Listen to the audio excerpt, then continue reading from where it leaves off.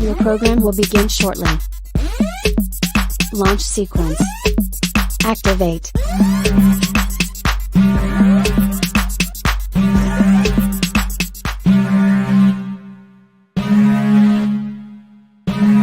Warning, the following content is not politically correct. Viewer discretion is advised.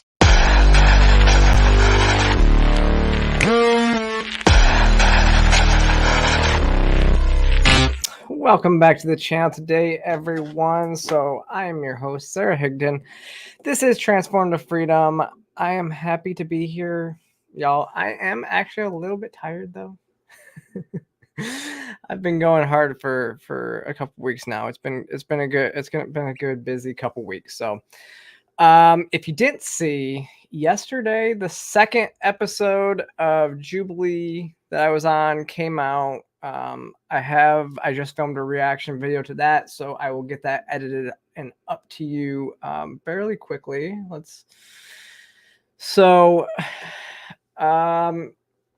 we're gonna talk. Honestly, I don't know what I want to talk about today, y'all. I mean, I do have the schedule, but the news is kind of depressing. It really is. I was going to make this just like an Ask Me Anything, so maybe we'll do that in a little bit. But yeah, if you haven't seen the latest Jubilee video, go take a look. There's a lot with that video. This one was very, very different than the other one. Now, I think I've told y'all, filmed it back to back. So I was there for a very long time. We filmed it back to back. One of the people on the conservative side of this is like one of the people that's been like stalking me and harassing me for the last year online. So that was a thing. But yeah, like I said, I just filmed a full reaction video to it. It'll be good. And you guys can see that. Like I said, hopefully tomorrow I get that one out to y'all. But I mean, so the title of the stream tonight is, Are We Heading to a Civil War? I'm not gonna lie anymore, y'all. Like, this is what's kind of crazy about everything that's going on with the Israel and Hamas conflict. It's not left versus right. Like, this issue is not left versus right. It seems to be people on the left are agreeing with people on the right who are, I mean, there's people on the left who are pro Hamas, and there's people on the right who are pro Hamas, and then there's people on the left who are pro Israel, and people on the right who are pro Israel. And it's just it's a lot. Like, I don't know where we're going. I have a lot of friends in the Jewish community, and honestly, it's starting to get like, I've never seen anti-Semitism like this in my life. It's getting pretty bad. And I don't take light. I mean, I don't throw words like that around lightly, right? But I've seen a lot in the last few months that has really concerned me. Like, in the last month since, October 7th, this has just really divided people. And like I said, it's not even progressive, and it's not even progressives versus conservatives anymore. Like, the lines are shifting between political factions, and everything has to do with whether you're like a complete anti-Semite or not. Like, the extremes are going in that direction. I mean, we've seen stuff like this before. We know that like the social conservatives would use the power of, they want to use the power of government just as much as, the communist left, just in like to push their socialist or their social agenda. I mean, we've seen people like Nick Fuentes literally say that he thinks that we need a dictator because stuff that he doesn't like are actually popular. So he wants to put a dictator in and force people to change. It's really crazy. And then you have a faction like me who I'm not pro US involvement in the Middle East. I'm anti-war. I think that Israel has a right to defend itself, but when Israel when Israel does kill civilians, that should be condemned, just like when the US kills civilians. This is the whole thing. If you forget, I mean, President Obama during his reign, he dropped a JDAM on a hospital, like where the Hospital Without Borders stuff, like, and that didn't move the needle for a lot of people. Like that, I mean, that's a war crime. Somebody like, sending out prayers to somebody. I mean, I want to send out prayers to somebody like to Justin Amash, who lost several family members when a bomb hit next to the church that his family was sheltering in, and multiple of his family members were actually killed in that attack. I think that alone kind of makes it like more real to some people, which is really, it's really sad. And those types of things shouldn't happen. Even if I agree that Israel has a right to move in. And this is why I've said before, I actually think Israel sending in ground troops is a better strategy than continuously just bombing targets, because we know Hamas uses civilians as shields. And so when you bomb those targets, civilians take casualties because of that. If you move in ground troops, you can't target, you're not going to be accidentally killing civilians like that. Rules of engagement are very strict. And so, like, especially when you're fighting in close combat, gunfights, you are very deliberate in the targets that you're shooting. Like, I remember when our rules of engagement, like when we were in Afghanistan, we were told all the time, even if a person is shooting at you 1 minute, the moment they drop their weapon, you're not allowed to kill them. And also, if you shoot them and they're wounded, you have to take them and treat them. Like, those are the types of rules of engagement established by the Geneva Convention. And so when Israel, if they want to move in, they have to abide by the Geneva rules of engagement. And if they're not abiding by those rules of engagement, then I don't support that. I think that's clear.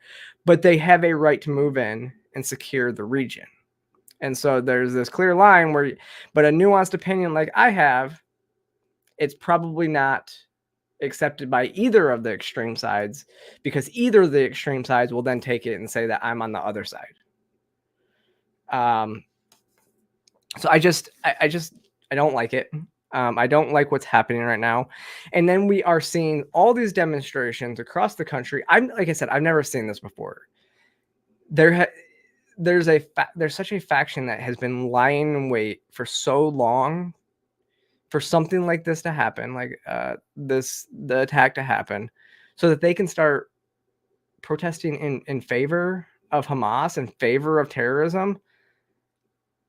I don't get it. And now we're also seeing, so the first story I actually have in talking about this, and this is absolutely, again, it's heartbreaking. And this shows you that it's not a left or right issue. But there was the president of a Detroit synagogue was brutally murdered outside of her home. Now, the police don't reveal the motive of this, but it's not hard to understand what the motive might be.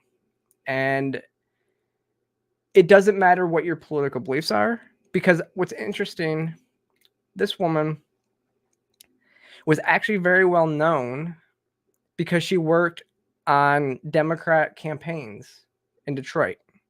So this isn't a right or left issue. She worked on the Attorney General Dana Nelson's reelection campaign.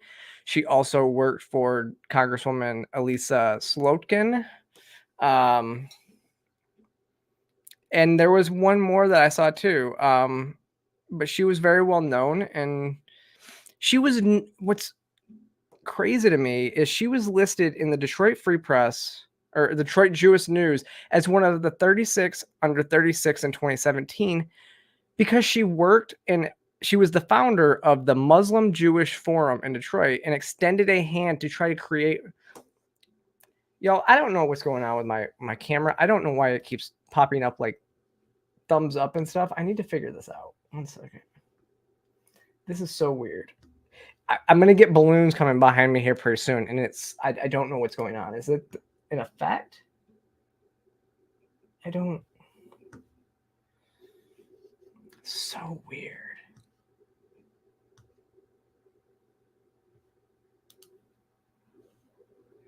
I don't know. I think we're just gonna have to deal with that for this stream because I don't know why it's doing that. This is the weirdest thing I've ever seen. But yeah, so she was extending her hand and trying to create a place to, bridge the divides between the Muslim and Jewish communities.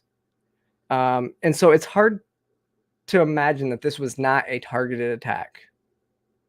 And it was most likely because she's Jewish and everything that's going on around the world. And this is what makes me fear for people, my Jewish friends in my life, stuff like this. I know a few of my friends, they live in very heavily Jewish communities here. And, that even before this happened, like synagogues and stuff around the city have been, and schools and the Jewish schools in the city, they've absolutely, they've had heightened security. They all have security guards and everything like that because there has been these threats for quite some time. I've just never seen anything like this. It's absolutely insane. So no matter, I just don't get it. I mean, I've never seen anything like this. And there's no doubt that, like I said, she was targeted because of her being Jewish. And in my mind, at least, obviously they don't know who it was that did it. But I don't see it being any other way. I just don't get it.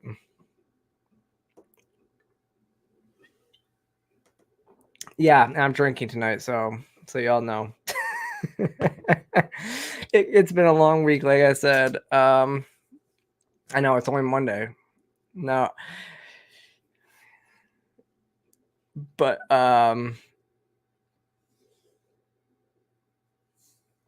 let's see. Yeah, it's hard to really come on here and talk about the news of the day because it's just everything seems so crazy and bleak right now. It's like when I first started doing this show, if you guys remember when I first started doing this show a few months ago, I was like, I don't want to talk about LGBT stuff every night, all the time. I want this to be a normal news show. There's no LGBT stuff in my conversation tonight. So it's crazy, right? I wish there was more happy news. Oh, this actually is a good story. This next one, I am happy about this, okay? A bipartisan group of lawmakers is pressuring the Biden administration to drop Julian Assange's case, drop the charges against journalist Julian Assange. Now, if you don't know, I don't know how old my audience is. Julian Assange, founder of WikiLeaks, back in the early days of the Iraq and Afghanistan war, was publishing classified information that was given to him by different people. Now, Julian Assange they've been trying to extradite him for years now. He's basically been living in prison. He can't leave. And actually now he is in prison. But he was living in the embassy in London for a long time. And what's insane about this story is, like I said, he's the journalist. He's the person that's publishing this stuff that's given to him by other people. He's not the one that's actually breaking the law. He's just doing his job as a journalist and giving the public information. I mean, whistleblowers were giving him stuff, and this is he should not be, you know, this should be a clear violation. If you think that people have natural rights, and the First Amendment is a natural right. What's insane is Julian Assange is not an American. He's never even stepped foot in America, and we are trying to extradite him for crimes against America. Like, think about that for a second. Like, think about what other countries could do to anybody here. Like, could I be extradited to Iran because I'm homosexual? I don't know. Like that, like, you start to think about all this stuff, right? And it's like, what if I'm violating the laws of another country? Like, like, and I don't live in that country. I'm not a citizen of that country. I've never been to that country. How are you going to prosecute me for this? And this is just basic journalistic integrity. Like, think about if this was an American journalist, people would be just calling for treason and stuff like that. It's like, no. What is the journalist's job? It's to publish the news. It's to publish information that's given to them by people. I don't care that it's classified information. They're not the ones that had access to classified information. They were just given it. I think the people that the whistleblowers like Edward Snowden and even Chelsea Manning and stuff like that, they shouldn't be charged either because they are whistleblowers. I mean, Edward Snowden revealed that the government's spying on us. That is why he's the enemy of the state, because the government did not want us to know what they were doing with these FISA court documents and how they were spying on every individual phone calls and everything. Completely violating the Fourth Amendment to the Constitution's illegal search and seizures, right? It's insane. Julian Assange needs to be free. I met his brother last year. Was it last year? Maybe earlier this year. And there's a documentary on his story. And if you don't know his whole story, go and it's called Invictus. Wait, is it? Let me see. Let me see. I want to get that for it. Get this for you, but it's a great document. It's such a good.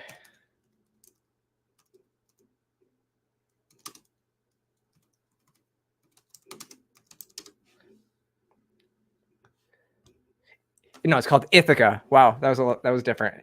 So it's the Ithaca documentary. You can go watch it. I think it's on. It looks like it might be on YouTube. The trailer's on YouTube. I don't. That's the one other problem is they won't even nobody will platform it. So Julian's brother has been kind of going around to different organizations doing screenings of it because of this. So, but it's a great thing. Like I said, Julian Assange needs to be freed. And actually, if Vivek Ramaswamy has vowed to pardon Julian Assange if he gets into office. That's one of the things that he's talked about. So I think that's a good thing. I think, but it's so Thomas Massey from Kentucky and a Democrat from Massachusetts, James Governor McGovern. Wow, I can't read today. They're trying to get the House to push to terminate the prosecution, which would then essentially free Julian Assange. So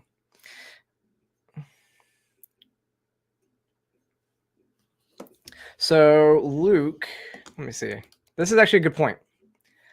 Luke N says freedom of speech is an inalienable right granted to call by God, not just Americans.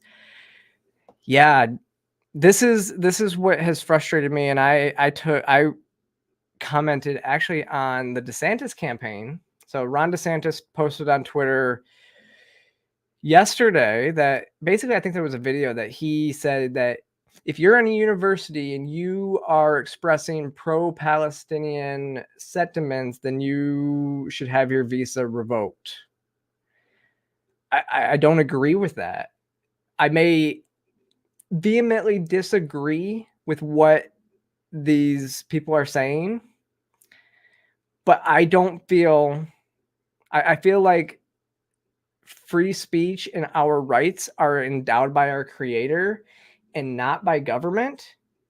And so if you believe that the government should take action against people that are here on visa because they don't express completely pro-American sentiments, then that is still anti-free speech. I'm a free speech absolutist when it comes to stuff like this, right? I think that if you believe that that you can take away their visa, the government has the right to take away somebody's visa simply for executing what is free speech, what is, an inalienable right endowed by our creator, not government, then I think you are lost. You believe that the government gives rights. You believe that the government is what grants rights. The Constitution does not grant us rights. The government does not grant us rights. The government, the Constitution prevents government from taking those rights, but it does not.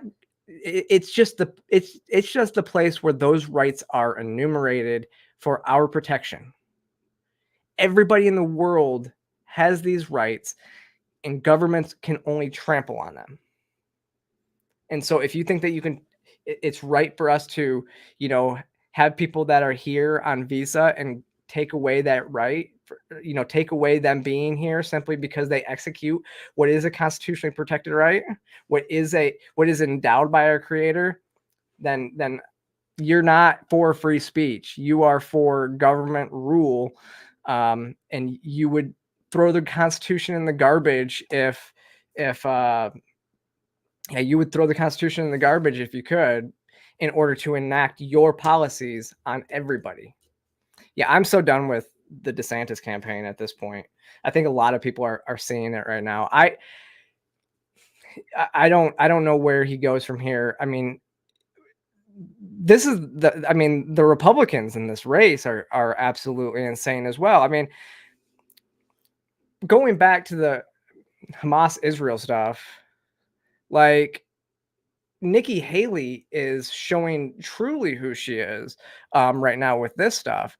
I mean, let me see. She had a tweet last week that was talking about, we need to get, she doesn't want to have a Department of Defense, but a Department of Offense, which means she wants to invade other countries around the world. That sounds awful. I don't, that is not how our system works.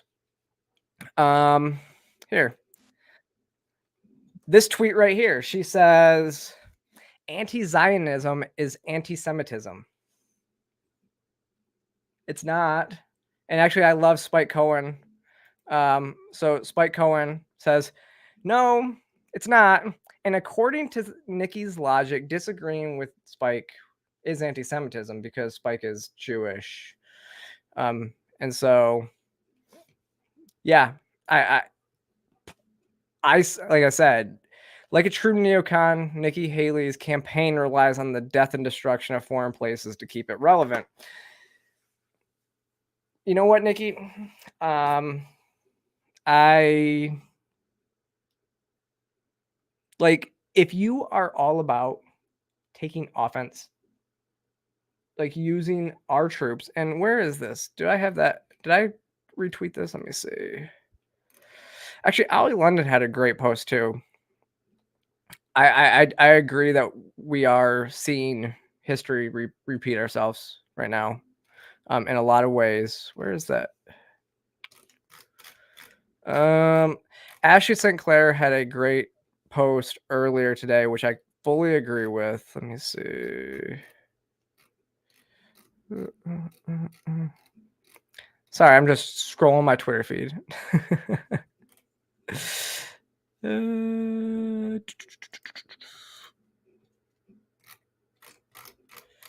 right. Ashley St. Clair says, support the war, immediate draft. War funding, immediate draft. Voting for the war as a politician, immediate draft. Warmongers are never the ones to go fight. Don't risk anything except online ratios and portfolio positions. Absolutely agree. And I said, and if they were, they would never advocate for it. That is why so many people who have served in combat, like me, become anti-war after. I've been there, and I would never want others to go risk their lives for other people's wars. I'm going to tell you, this is pretty personal. It's an awful feeling to wonder sometimes if my friends died in vain. Because that's what I deal with. I don't believe in my heart that we did. I do believe that we were doing the right thing and we were doing what we thought was just. But I never want people to be put into that situation again. Absolutely not. I am as anti-war as they come. And if you don't have skin in the game and you are advocating for this, then I don't support you. Like if you've never been to war and you advocate for war, I don't support you. And that's where it's when you talked about Nikki Haley's campaign again. Let me see.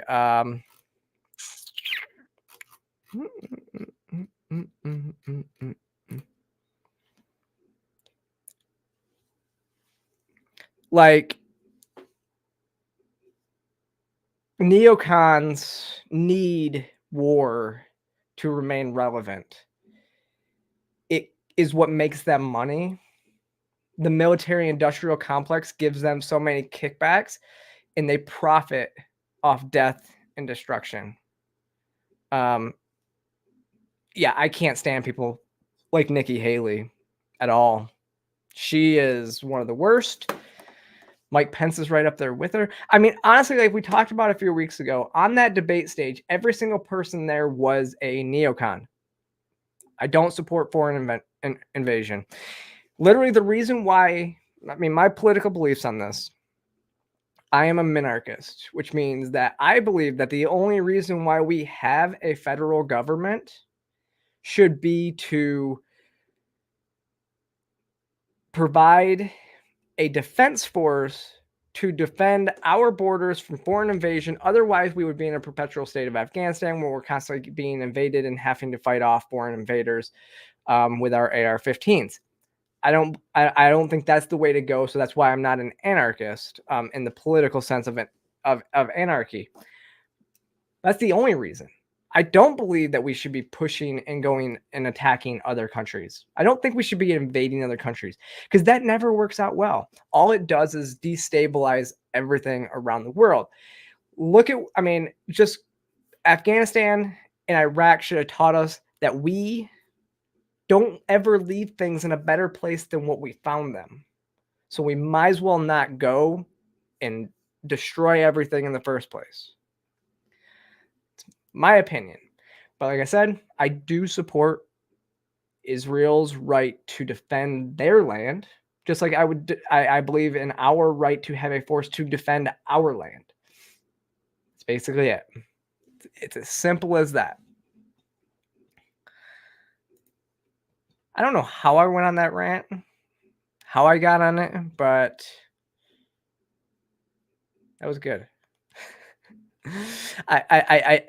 I just can't stand neocons and people that are not willing to put their money where their mouth is. You know, go fight. If you believe that the fight is right and just, it's just and it is a just enough cause to send other people's kids to go die, then you should be willing to go and fight in that same war and risk your life too.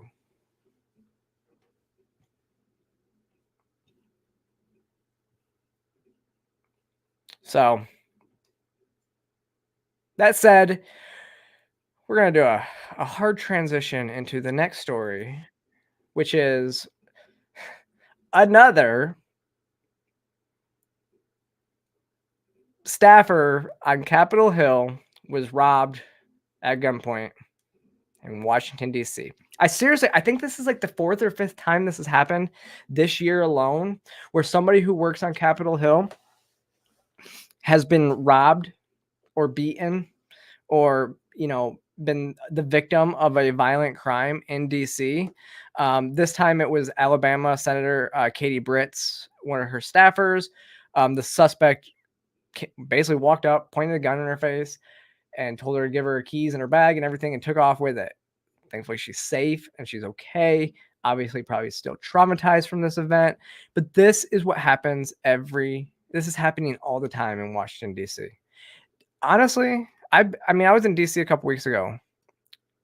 Like, this year alone, robberies are up 68% and motor vehicle thefts are up 102%. Where was this?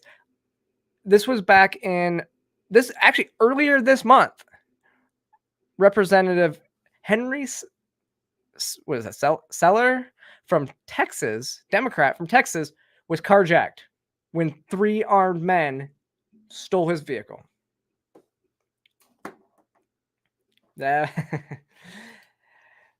John says maybe that's why Fetterman wears sweatpants. Yeah, you never know when you're going to need to run away.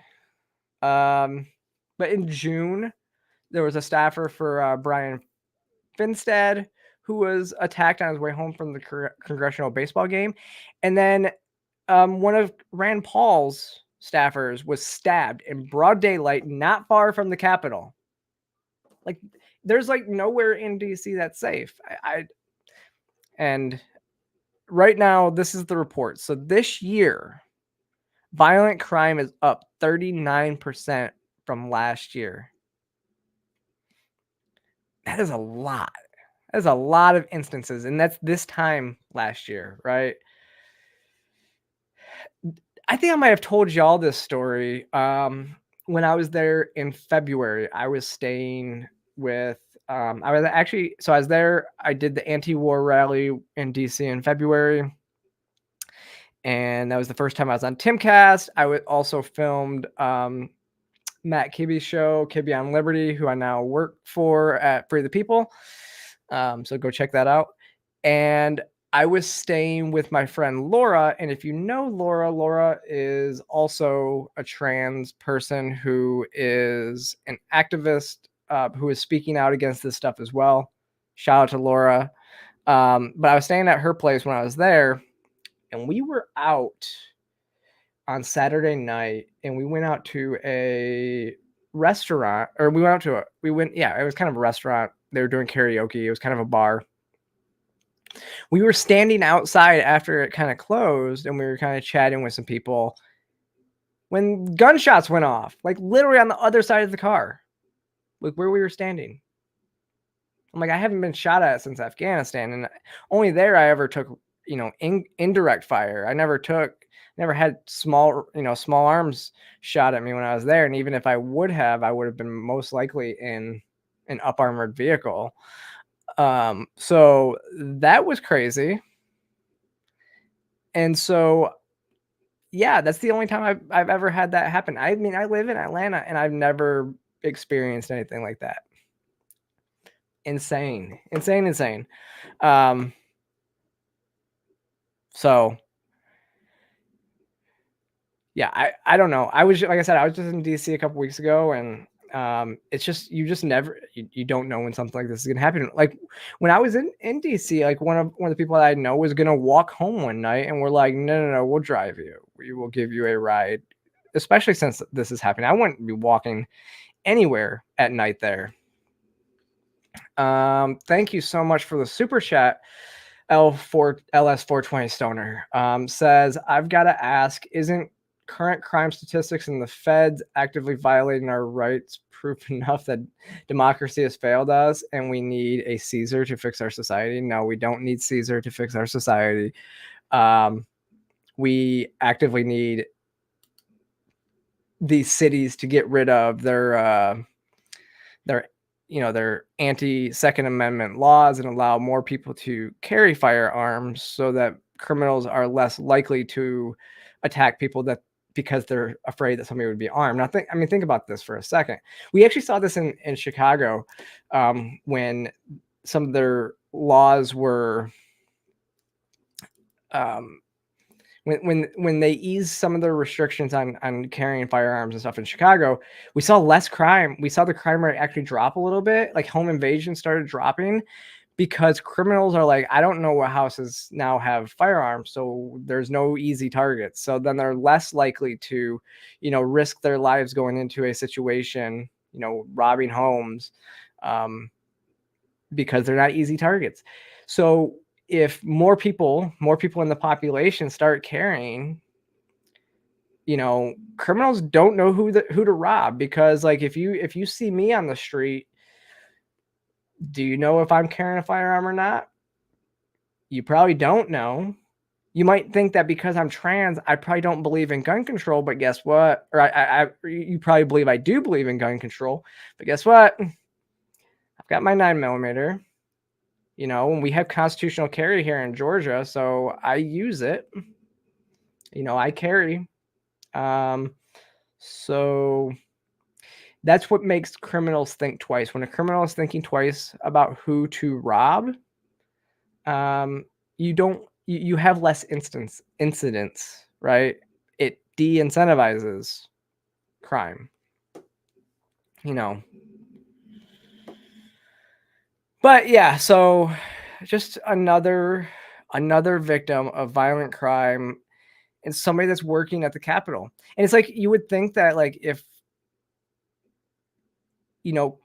like people that work at the Capitol work directly for our politicians are being assaulted. Actually, our politicians are being assaulted in Washington, D.C. You would think that they would try to do something about it, right?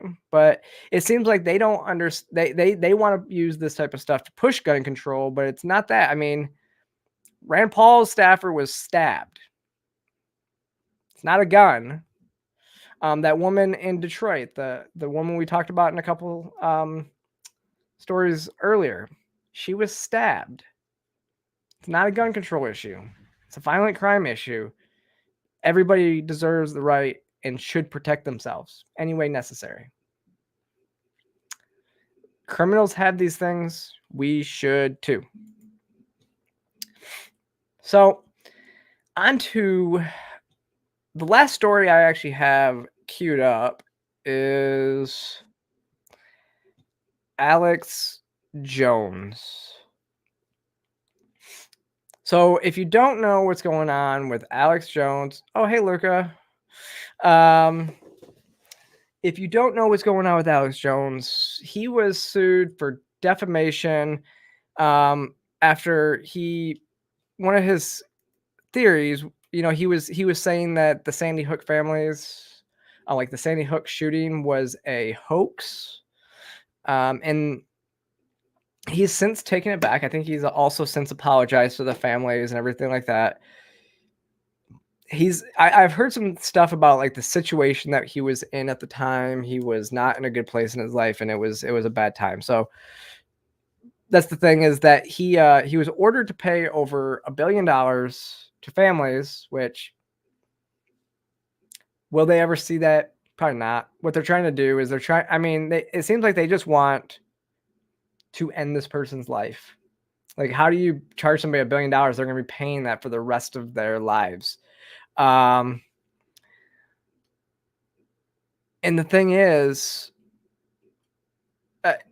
and so a judge this week said that his Chapter 11 bankruptcy that he's filing, he's actually not able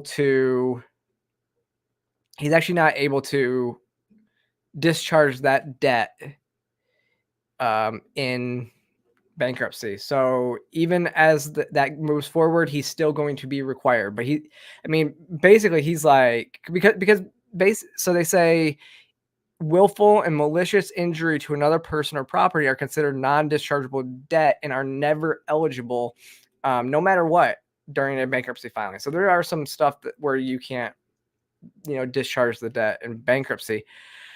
But Jones basically was, I mean, he said, let me see, where was this? He said in a video that basically this ruling is all academic because he doesn't have $1 million. He doesn't have $1 billion. He says, my company has a few million, but that's just to pay the bills in my product in the future. So we are literally on empty. He also said, he has $1 million, but he has $1 billion in debt. Like he has a lot in debt just to keep, his operations running. He did say they won't take away my free speech. He's still gonna be on the air, so I don't know. Let me see.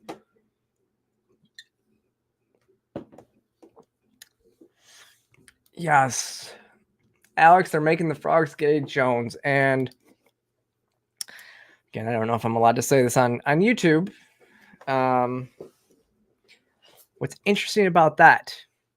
There's, you have the Alex Jones was right jar, and if you remember, I spoke about the PFAS chemicals that are now in water a few months ago, which are known to cause, changes in hormone levels, and they're in like 46% of our water supply.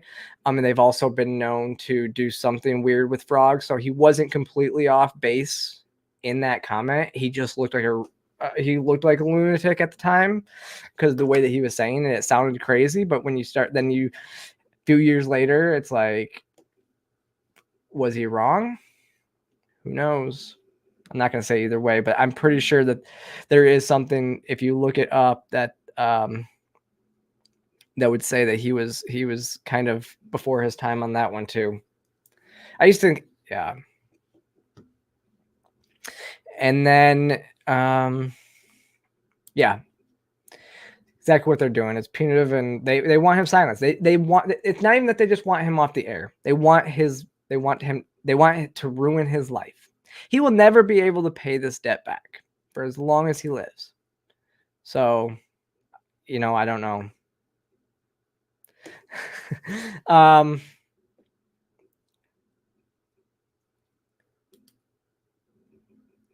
Hello Kitty says, Sarah, do we drive you to drink? I'm sorry, not y'all.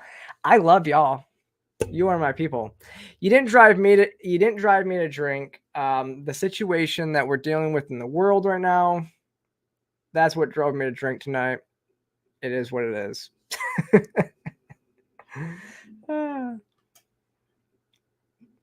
But that's all with the news I have for today. Like I said, actually starting at the beginning of the episode, let's do something we've never done on this show, because there's quite a few of you watching right now. So let's do an Ask Me Anything type segment. Let's get some questions out there. Let's do this. Luca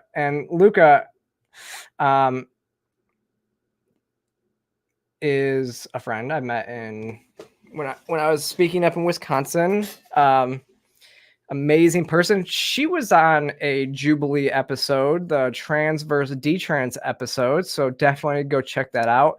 I think she and Shapeshifter were both the stars of that show. So it was a great conversation. Not nearly as crazy as the one that I took part in 2 weeks ago, that aired 2 weeks ago. And it was actually a really good conversation. I really liked that. But Lucas says, I feel like Alex Jones is the embodiment of the sentiment. You may have had a point, but why did you phrase it like that? Yeah, there's a lot of that. It's like, I agree with what you're saying, but the way you're saying it, I don't agree with type stuff, right? Like, you probably win more people over if you were a little bit more tactful in the way you say things, but that's always been Alex's style too. So I don't know.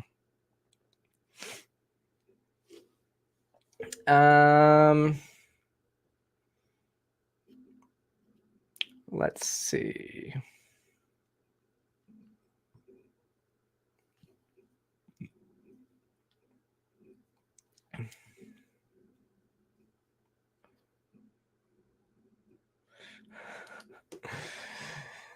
I don't know how you put up with two Jubilee episodes in a row, let alone how crazy your one was. Yeah, I know. And actually, if you go on there, let me actually see. I'm gonna pull this up. Maybe. But Blair said something similar in the comment section of that one, in the latest one, because yes, I filming them back to back. And what this thing is, each one was maybe like 4 hours, 3 or 4 hours. So the first one was absolutely crazy and draining. And I got there at like 11 a.m. Again, West Coast time. Started filming probably around noon. I think that at first that we took a 30-minute break in between prompts on that one to kind of calm everything down. And then we did another couple hours, but I think that one stopped filming around 3 or 4. And then the next one started filming. I was there until about 8 o'clock. And again, I'm on East Coast time. It's 3-hour difference. So 8, 9, 10. Was it 11 o'clock my time by the time I was even done filming and trying to be articulate and smart for that period of time? It's hard. It's hard to do a 3-hour show sometimes, which I've done 2 and 3-hour shows. That's difficult. But to be on for 8 hours, yeah. But I did it. It was, I'm not going to, I mean, I would do it again. I would definitely do it again. I think that they were, Jubilee, everybody there was nice. Especially at the shoot. Let me see. Where is it? I think I have it. Yeah, so here we go. Present, share screen, window, photos. Oh, I'm gonna make that bigger. So this is what Blair actually said on the latest video. She said, Queen Sarah, she filmed this the same day as our fever dream debate, and I don't know how she did it. A soldier for real. Such a sweet thing for Blair to say. I love Blair. Yeah, I didn't know what I was getting into, but it was crazy. 1 second. So we got, thank you for the super chat. Christopher says, why is crime so bad in cities like DC and not Tucson? If I'm not mistaken, Tucson has, so Arizona doesn't have strict gun laws, right? Other than that, I don't really know. I don't think Arizona has strict gun laws, and so a lot of people, it's kind of like Texas. It's not super crazy there. But also city ordinances, how much police. This is what's even crazy about DC. This is what I don't get about DC is that DC has cops everywhere around the Capitol, but other than around the Capitol, I don't know. I don't see them. So the fact that it's so bad around the Capitol and in that DC area is what's kind of insane to me. Yeah. Luca, did the Jubilee producers let you guys talk to each other outside the prompts before you guys finished filming? She didn't last. No. So absolutely, it was the same. They did not let us, like when we got there, they told us not to talk to each other. Obviously, like me and Blair gave each other a hug and we talked for a second. Me and Andrew spoke a little bit. Jessica, I knew Jessica, I knew Blair, and meeting Andrew was super awesome. But yeah, we weren't allowed to speak to each other. And actually, when we took the break, they separated us into all different rooms, so we couldn't talk to each other then. But then like mine was like kind of in my room was like in the main area, so I kind of stood in the doorway, and Andrew was like on the other side of the room on like the big main room that has like 4 or 5 tables in it. He was on the very other end, and Blair and Joey were like sitting on the end by me, and then the director was kind of in the middle. So we were all kind of just hanging out, but we weren't really allowed to talk to each other. We were kind of just talking to the director. But yeah, she didn't want us because they don't want you. They want everything. One, they don't want you to, coordinate attacks on people and stuff like that.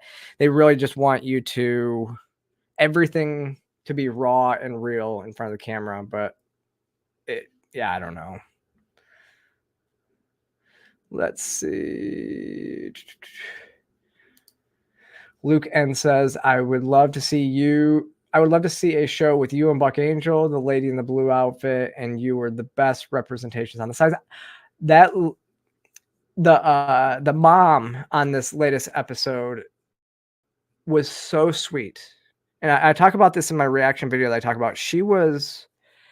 I truly do feel I told her straight up, I said, I feel like I try to give parents in a lot of these situations a lot of grace, because many are put into an impossible situation. And so what do? You just want what's best for your child. And I think a lot of parents are being manipulated into this. I always go back to Chloe Cole's testimony in front of Congress a couple weeks ago, where she addressed the mom of a trans child as well, and how she saw her parents in this mom. And I always do that. Now, me and her actually spoke for about. Well, I gave her a hug. We hugged in the hallway, and then we spoke for about 20 minutes afterwards. And because I really do think that there's probably a lot of stuff we agree on, just not in that debate. I mean, just not. But we're very, we're okay with and open with conversation. I'm not going to say what she, said or agreed with, just out of respect for her. But I did tell her, I said, I think that a lot of what's happening with a lot of parents is there are parents that have Munchausen syndrome that are pushing their children into transition for internet clout. And those that smaller percentage is what's being shown mostly online, and it's making every parent that just wants what's best for their child. And I think that they are misguided, but I don't think that they are evil people, but I think that they are very misguided, and they're just trying to do what's best for their children. It's making all of them look very, very bad. So I think that's, like you said, she was just a very sweet woman. I have nothing but nice things to say about her. Like I said, I think she's very misguided. I disagree with her, but it's okay that we can, agree to disagree on stuff. I also believe that her children transitioned as adults. She talked about her children socially transitioning younger, but if I'm not mistaken, I think it might have even been cut out. She said her children transitioned as adults. So I'm okay with that,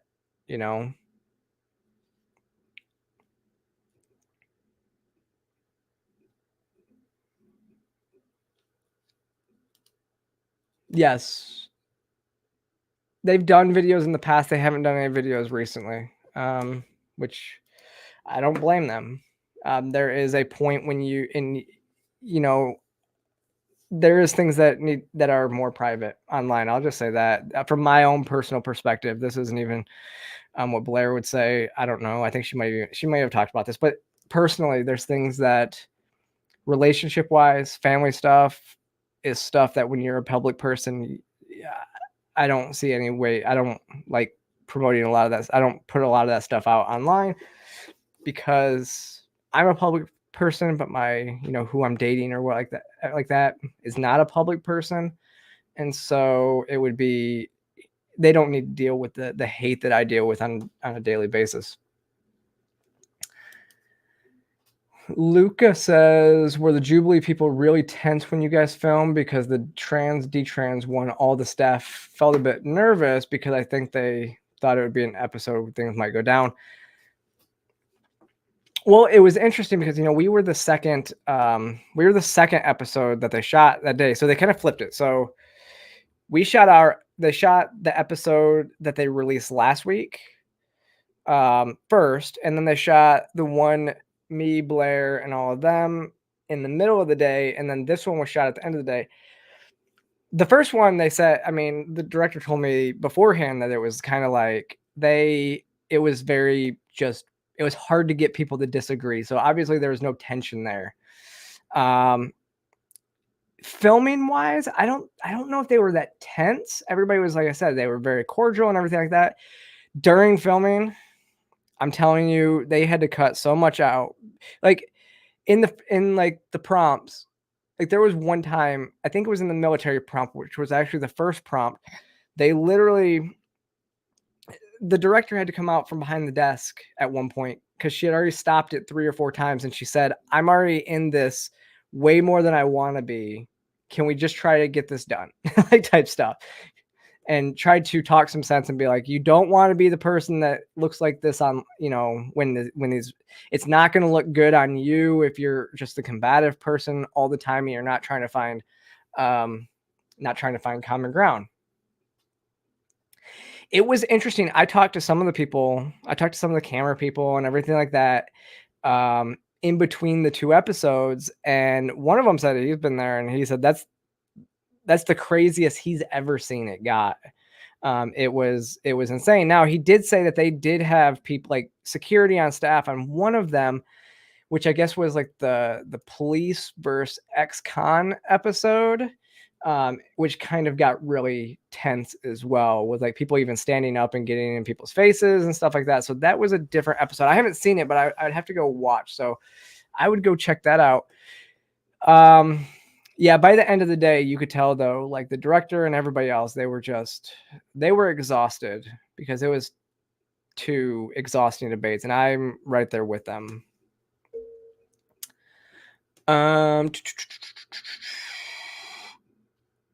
Neo Wolf, what is the name of the second Jubilee episode debate you're in? So it's called Undecided. It was a new concept that they were coming up with, and it said there's 3 groups. There's kind of the liberal side, and then the conservative side, and then you had an undecided side, and they were like, all 3 of them were like 17 years old, I believe. And basically the prompt, like the main point of it was, are minors able to consent to transition, or should minors be allowed to transition? But there was like some of the very similar prompts that you normally get, and then it was kind of like the 2 sides kind of discussed the prompt, and then the undecided after the prompt would go and make up their mind as to which side they sided with more. And then at the very end of the episode, everybody, all the undecided, decided what side that they were going to actually go in, like their final decision as to what side they thought made the better argument on the main prompt, or on the main episode title, should children be allowed to transition. It's an interesting concept. I think it will actually do well for Jubilee, because it does have a moderator in the center. It was difficult to do though. Like because I didn't really agree with the 2 people on my side on a lot of issues. In fact, like I said, one of them is somebody who literally hates me. Like, and it is really interesting to see in the comments. A lot of the comments are saying, you know, Sarah's great. And I think Sarah did really well, but the 2 other conservatives didn't really, I am turned off basically by the 2 other conservatives. It's really interesting to watch, because again, I'm a libertarian. It's interesting because I'm a right-leaning libertarian, and so they always kind of cast me into conservative spaces because I grew up in conservative spaces. Most of the people I talk to and work with are conservatives, but the far, you know, the extreme, like social conservatives don't really like me very much. Thank you for another super chat. Christopher Elsing says Blossom is horrible and Alex told on himself a lot. They all did. Like, that's, if you saw my reaction video to it, every prompt, they were like that, all of them kind of set themselves up so much. And part of my debate style is asking questions that I know I have a feeling I know the answer to, because either it's going to go in my favor or I can argue the other side of it. Like, I don't ask questions that I kind of don't know what I'm going to get. And so, like, yeah, Alexander, when I asked him the question about, what his dysphoria is, and and explain what actual gender dysphoria is, and then said it has nothing to do with um masculinity and femininity has nothing to do with being trans. And like, that's because that's all like based on like regressive stereotypes. He told on himself, like you said, his transness is based on what he perceives as his masculine or his femininity / masculinity, and the way he dresses every day. That's kind of the way that I saw it. That's the way that it came across to viewers. Blossom basically was like, some adults don't even know what they're doing. And so then, yeah, it's so if adults don't even know, then how do minors, right? And then there was, Shane teed me up, asked me a great question, and I can knock it right down. Like, there were some good ones.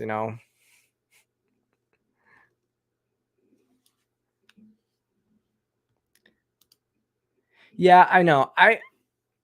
I could not imagine somebody like Blossom being on your episode, Luca.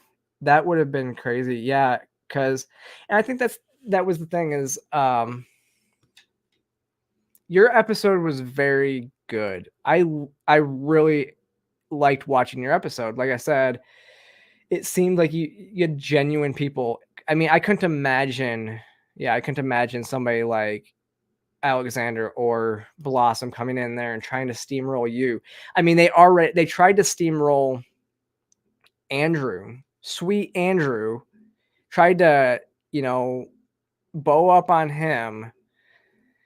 And yeah, and Luca, you're also just you and Andrew are actually quite similar, just very sweet, kind people. And even I know that it was very difficult for you to speak in some of yours, because there was points where you paused because you were talking. I think you were like I said, I think you were the star of your episode, and I think it really, yeah. And this is what I kind of said that, yeah, if you would have had a panic attack, it would have been bad. And I honestly, I think this is why Jubilee needs to revamp the way that they need to. I wonder if they picked the people for your episode, knowing that nobody was going to go like really force that on, force their will on people like that. Because when you're dealing with such a sensitive topic such as detransition, detransitioners have been through enough. So I can't imagine, I couldn't imagine Jubilee sending somebody like Blossom in there to argue with you about your experience. So maybe they did have that in mind, but I think that they need to look at something, because like I said, I was not like, the last thing that I thought was Arthur Shaper was going to be walking into that door, but Blossom walks out, Arthur walks in, and I'm like, this is going to be a long 2 hours. And like I said, thankfully he actually didn't say a single word to me on or off camera, but then he did take to the internet and insult me some more last week. So it is what it is.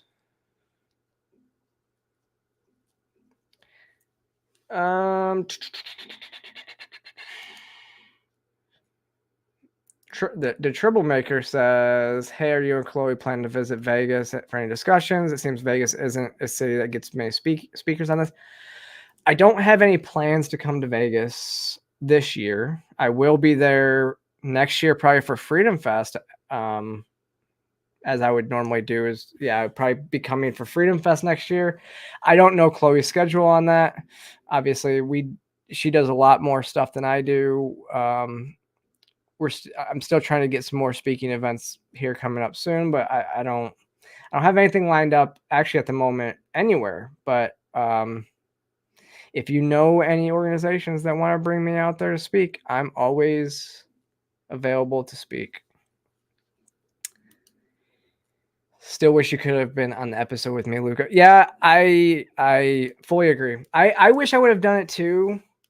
Obviously, there were some restrictions with me coming on. I wasn't in a place to be able to come out there at the time.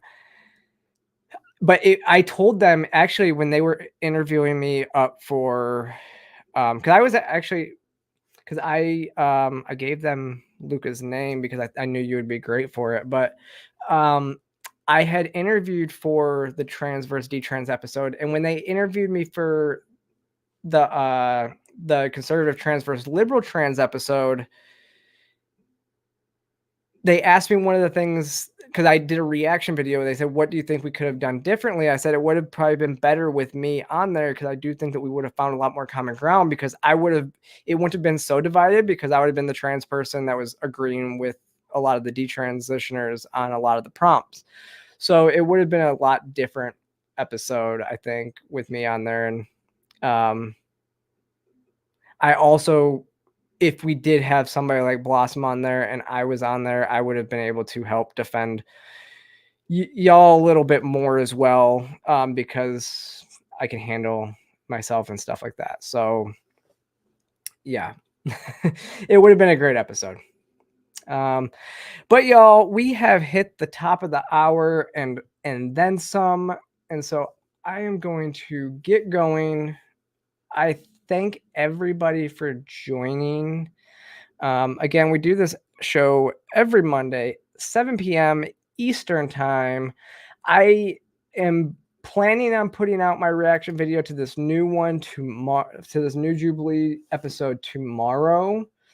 Like I said, I hope I don't get the copyright issues on it. If I don't, but I'm planning on putting it out tomorrow. I'm going to be out of town the rest of the week. And so be back next Monday at the same time. And remember, follow me across all social media platforms, and I'll see y'all next time.